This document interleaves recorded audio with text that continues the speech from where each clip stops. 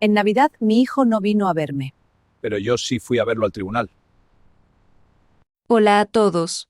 Bienvenidos una vez más a Serietube. Esta historia es difícil de contar porque, como madres, a veces sentimos que nuestro deber es callar y proteger, incluso cuando nos duelen los huesos de tanta decepción. Antes de empezar, les pido un favor pequeño pero importante: suscríbanse al canal y dejen su like. Su compañía me da el valor para compartir esto. El olor a cerdo asado llenaba la cocina desde las 6 de la mañana. Es ese olor denso, festivo, que se te mete en la ropa y que normalmente anuncia alegría, pero que ese 24 de diciembre se convirtió en el aroma de la soledad. Llevaba 3 días preparando todo: el relleno que a Marcos le gustaba desde niño, la ensalada con la manzana cortada en cubitos perfectos y el postre de 3 leches que siempre me pedía. Tenía 68 años y las piernas me dolían de estar tanto tiempo de pie, pero la ilusión anestesiaba el cansancio. A las 5 de la tarde, la mesa ya estaba puesta. Saqué la vajilla buena, esa de bordes dorados que solo ve la luz una vez al año, y planché el mantel hasta que no quedó ni una sola arruga visible. Me senté en el sofá, con las manos un poco hinchadas por el calor del horno, a esperar. Marcos había prometido llegar a las 7. Este año sí, mamá, me había dicho 2 semanas antes, cuando pasó rápidamente por casa para que le firmara unos documentos urgentes. Este año cenamos juntos, solo tú y yo. El teléfono sonó a las 6:30. No fue una videollamada, solo una llamada de voz. Al ver su nombre en la pantalla, sentí ese pellizco frío en el estómago que las madres tenemos cuando anticipamos una decepción. Hola, hijo. ¿Ya vienes en camino?, pregunté, tratando de inyectar entusiasmo en mi voz para no parecer una vieja ansiosa. Hubo un silencio breve, seguido de un suspiro exasperado al otro lado de la línea. Mamá, mira. Se me ha complicado todo. Tengo un problema enorme con unos balances de la empresa y no voy a poder ir. Es un desastre, de verdad. No me esperes. Me quedé mirando la mesa impecable, con las 2 copas brillando bajo la luz de la lámpara del comedor. Sentí cómo se me secaba la garganta. Pero es Nochebuena, Marcos. He hecho el asado, y es tarde para que estés trabajando. Lo sé, mamá.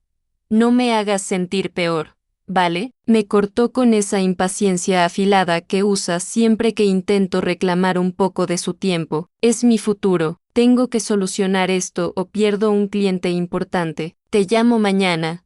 Sí, cómete algo y acuéstate temprano. No te quedes despierta por gusto. Colgó antes de que pudiera decirle te quiero. Me quedé con el teléfono en la mano, escuchando el tono de desconexión. Lo que me heló la sangre no fue su ausencia, eso ya lo conocía. Fue que, justo antes de que cortara la llamada, no escuché el silencio de una oficina vacía, ni el tecleo de un ordenador. Escuché música, y risas, risas de gente joven brindando. Sabía que me estaba mintiendo, pero lo que más me dolió no fue la mentira en sí, sino la facilidad insultante con la que me descartó, como si yo fuera una cita cancelable en su agenda y no su madre sentada sola frente a una cena para 2. El silencio que siguió a la llamada fue más pesado que el aire caliente de la cocina. Miré el asado, brillante y perfecto en el centro de la mesa, y de repente me pareció grotesco, una celebración para fantasmas. No lloré de inmediato. A mi edad, las lágrimas a veces se atascan en el pecho como una bola de estambre seco. Me limité a levantarme con movimientos lentos, mecánicos, y empecé a retirar los platos limpios que nadie usaría. Guardé la comida en recipientes de plástico. El sonido de las tapas al cerrarse, clac, clac, clac, fue la única música de mi Nochebuena. El cerdo, la ensalada, el postre, todo fue a parar a la nevera, convertido en sobras antes de haber sido cena. Me serví una copa de sidra, la única botella que había abierto, y me senté en mi sillón habitual con la tablet en el regazo. Aunque Marcos cree que la tecnología me supera, sé usar las redes sociales mejor de lo que él piensa. Lo hago para sentirme cerca de los nietos que casi no veo. No tuve que buscar mucho. A las 10 de la noche, una notificación de su esposa, Clara, apareció en mi muro. Navidad blanca en la nieve. Por fin desconectados. La foto mostraba una cabaña lujosa, una chimenea encendida y a mi hijo Marcos brindando con champán, riendo con esa boca abierta y despreocupada. No había oficina, no había balances, no había crisis empresarial, solo había esquí, lujo y mentiras. Sentí un calor repentino en la cara, una mezcla de vergüenza ajena y dolor propio. Me había mentido con la facilidad con la que se espanta una mosca, pero entonces, mientras miraba esa foto y hacía zoom en su sonrisa, algo más oscuro se removió en mi memoria. Recordé su visita de hace 2 semanas, la prisa inusual, el sudor en su frente, los papeles extendidos sobre la mesa de la cocina mientras yo cocinaba. Mamá, firma aquí rápido. Es solo un trámite para gestionar mejor las cuentas viejas de papá, para que no pagues tantos impuestos el año que viene, me había dicho, pasándome el bolígrafo con insistencia. Yo firmé porque es mi hijo, firmé porque confío en él ciegamente, pero ahora, viendo esa cabaña que costaba más que mi pensión de 3 años, una duda terrible me asaltó. Dejé la copa y fui al cajón del aparador donde guardo mis papeles importantes.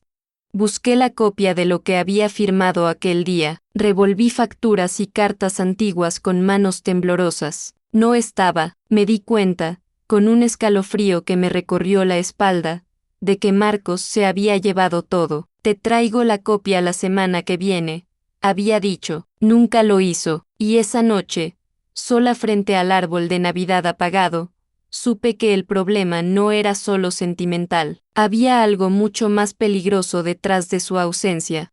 Pasé el 25 de diciembre como un fantasma en mi propia casa, arrastrando las zapatillas por el pasillo y comiendo sobras frías directamente del tupper, con la mirada perdida en el jardín. El teléfono siguió mudo, ni una llamada de Feliz Navidad, ni una disculpa, pero el día 26, lunes, a primera hora, me vestí no con ropa de estar por casa, sino con mi abrigo gris de paño y los zapatos cómodos de salir. Tenía una misión que me quemaba en el pecho.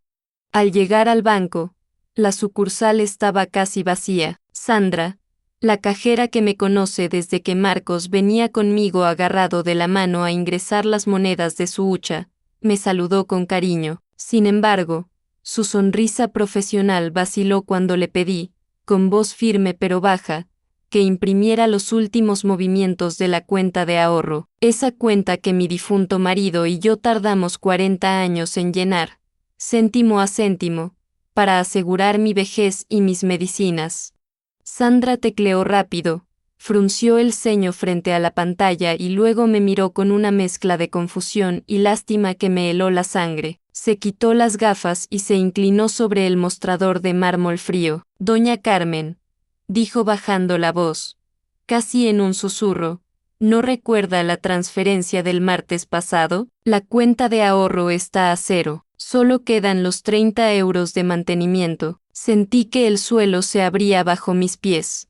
Me agarré al borde del mostrador para no caer, mientras el zumbido del aire acondicionado se hacía ensordecedor. A 0, repetí, como si fuera una palabra en un idioma extranjero que no lograba descifrar. Sí, continuó ella, girando la pantalla hacia mí con delicadeza, como quien muestra una radiografía de una enfermedad terminal. Todo el saldo fue transferido a la cuenta personal de Marcos, bajo el concepto de donación en vida.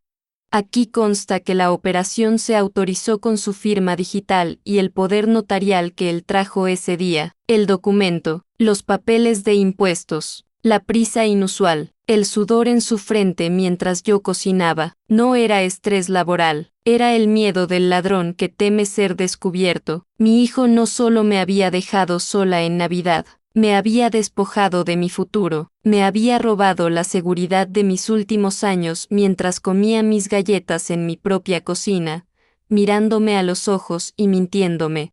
Salí del banco sin decir nada más, caminando bajo el sol pálido de invierno que no calentaba nada. No lloré, el dolor era tan grande, tan absoluto, que no cabía en lágrimas. Era un vacío inmenso en el pecho, pero en medio de ese vacío, nació algo nuevo, una frialdad que desconocía. Marcos pensaba que yo era una anciana frágil y despistada que se quedaría en casa llorando su ausencia y esperando su llamada.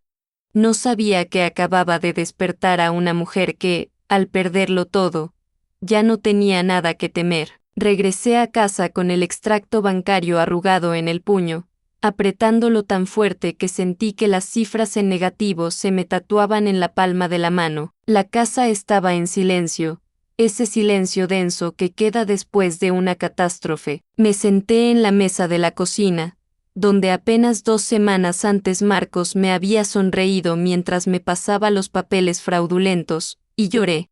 No lloré por el dinero, lloré porque en ese momento supe que mi hijo, el niño al que yo había enseñado a atarse los zapatos, había calculado fríamente cuánto valía mi confianza y decidió que el precio era una cabaña de lujo en la nieve. Pero las lágrimas de una madre traicionada se secan rápido cuando la supervivencia entra en juego. Me sequé la cara con el dorso de la mano y busqué en la agenda telefónica de papel, esa que Marcos siempre decía que debía tirar. Marqué el número del señor Garrido, el abogado que llevó la herencia de mi marido. Roberto, dije cuando contestó, con la voz más firme que había tenido en años, necesito verte, es urgente, y es sobre Marcos. La reunión fue dolorosa, tuve que explicar, paso a paso, cómo mi propio hijo me había manipulado. El abogado me miró por encima de sus gafas, con esa mezcla de pena y profesionalidad, y me advirtió, Carmen, esto es grave. Podemos alegar nulidad por vicio en el consentimiento, o ingratitud, pero esto implica llevar a tu hijo ante un juez. ¿Estás segura de que quieres hacer esto? Es un camino sin retorno. Miré por la ventana de su despacho, recordé la Navidad sola, recordé la nevera vacía de afecto y llena de sobras. Él no tuvo dudas al dejarme sin nada, Roberto. Yo no tendré dudas al recuperarlo. Procede. Pasó enero. Marcos llamó un par de veces, con esa voz despreocupada, fingiendo que todo estaba bien, seguramente tanteando el terreno para ver si yo había descubierto el agujero en la cuenta. Yo fui breve, cortante. Estoy cansada, le decía, no me encuentro bien, y colgaba. Dejé que pensara que era la vejez, que me estaba apagando. Dejé que se confiara en su victoria, hasta que llegó febrero. La citación judicial le llegó a su oficina un martes por la mañana.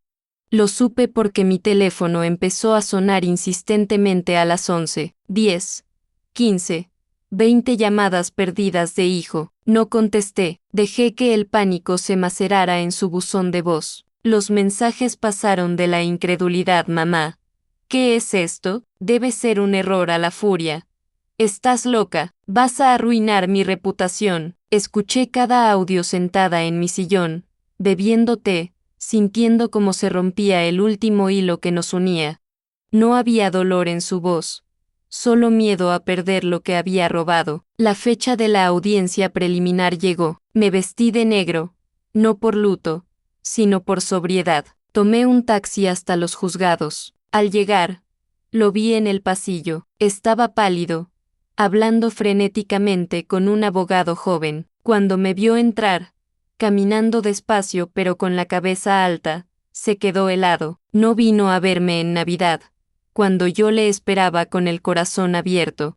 Pero allí estaba yo, yendo a verlo al lugar donde él nunca imaginó que su madre se atrevería a pisar. Marcos intentó acercarse a mí en aquel pasillo de luces fluorescentes, con esa falsa preocupación que tantas veces había confundido con amor. Mamá, por Dios, retira esto, estás confundida.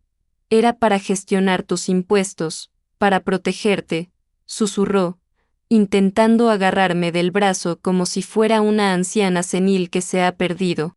Su abogado lo miraba nervioso, sabiendo que la donación que me dejó en la indigencia era legalmente insostenible. Me solté de su agarre con un movimiento seco, sacudiéndome su tacto como si fuera polvo. No estoy confundida, Marcos. Estoy despierta, dije, y mi voz resonó clara en el pasillo. Me dejaste sin nada para irte a esquiar. Me dejaste comiendo sobras en Navidad mientras tú brindabas con mi dinero. Eso no es protección, es rapiña. Entramos en la sala. No fue un juicio largo y dramático de película. Fue un trámite frío y burocrático donde la verdad cayó por su propio peso. El juez, un hombre mayor que miraba a Marcos con evidente desagrado, revisó los extractos, una cuenta de toda la vida vaciada en un día, dejándome sin medios de subsistencia. La ley es clara, no puedes donar todo lo que tienes si eso te impide vivir dignamente. Se llama revocación por ingratitud y por pobreza sobrevenida. Marcos intentó balbucear excusas sobre inversiones futuras, pero cuando el juez le preguntó por qué no me había dejado ni para pagar la luz, se quedó mudo. Se hizo pequeño en su silla, encogido. Ya no era el ejecutivo exitoso, era solo un niño egoísta atrapado en una mentira. Se ordena la restitución inmediata de los fondos y el bloqueo preventivo de sus cuentas, sentenció el juez, golpeando el mazo. Salí del juzgado con la sentencia a mi favor en el bolso. Marcos corrió detrás de mí hasta la puerta giratoria. Mamá, espera, podemos arreglarlo. No hacía falta esto. Ahora tengo las cuentas bloqueadas. ¿Cómo voy a pagar la hipoteca de la casa de la playa? Me reclamó, todavía incapaz de ver más allá de su propio ombligo. Me detuve y me puse las gafas de sol para que no viera mis ojos rojos. Ese no es mi problema, hijo. Tienes salud y juventud para trabajar. Yo solo tengo mi vejez y mi dignidad. Pero soy tu hijo. Gimió, apelando a la sangre que él mismo había traicionado. Lo eres, respondí, dándole la espalda para subir al taxi que me esperaba. Y por eso mismo, esta es la lección más valiosa que te voy a dar en la vida: a una madre se la respeta, no se la saquea. El taxi arrancó, no miré atrás, recuperé mis ahorros, sí, pero esa tarde, mientras veía la ciudad pasar por la ventanilla, supe que había perdido algo mucho más valioso que el dinero. Había perdido la inocencia de creer que el amor de un hijo es incondicional. Cené sola esa noche, pero el asado me supo a gloria, porque tenía el sabor inconfundible de la libertad. A veces, para salvarse a uno mismo, hay que tener el coraje de soltar la mano de quien más amas. Esta historia no termina aquí. Hay relatos que nunca pude subir al canal. El enlace está en la descripción.